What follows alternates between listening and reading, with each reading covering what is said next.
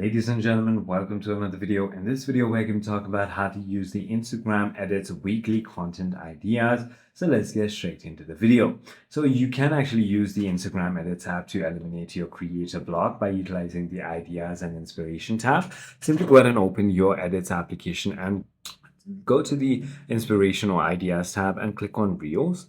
This is exactly where you can actually go ahead and share, or the algorithms app analyzes the reels you share and serves up 10 new custom ideas each week directly in your ideas tab right over here. So you can actually go ahead and choose videos from here and create one of it. You can also click on templates to go ahead and look for multiple different template ideas.